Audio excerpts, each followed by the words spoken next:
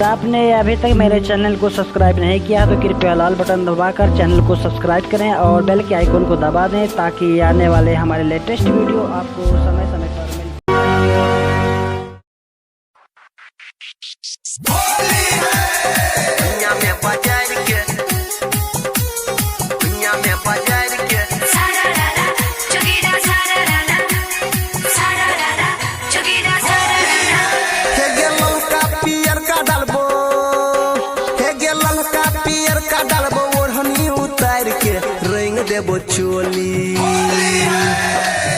देबो चोली छौरी भुइया में बाजार के रंग देबो चोली छौरी भुइया में बाजार के रंग देबो चोली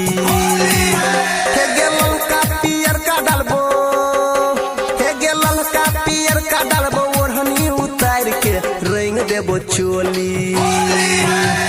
रंग देबो चोली छौरी भुइया में बाजार के रंग देबो चोली छौरी भुइया में बाजार के रंग देबो चोली भुइया में बाजार के भुइया में बाजार के सारारारा चुगीरा सारारारा सारारारा चुगीरा सारारारा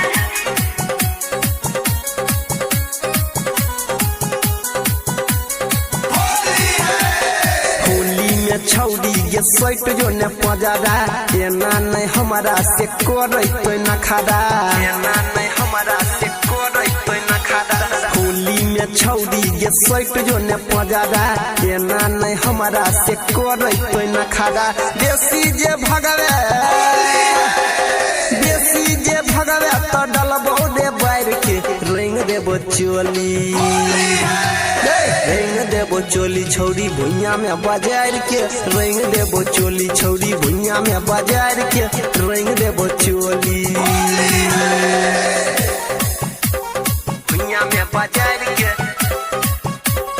भुइया में बाजार के सारारारा चुगीरा सारारारा सारारारा चुगीरा सारारारा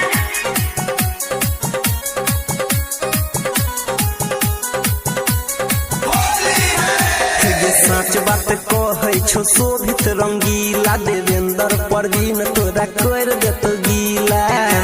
परवीन तोरा कर देतो गीला हे सच बात कहै छो शोभित रंगीला देवेंद्र परवीन तोरा कर देतो गीला गायक अनिल से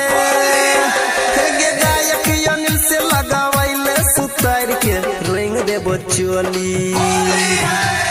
रंग देबो चोली छौरी भुइया में बाजार के रंग देबो चोली छौरी भुइया में बाजार के रंग देबो चोली हे गे ललका पियर का डालबो हे गे ललका पियर का डालबो ओढ़नी उतार के रंग देबो चोली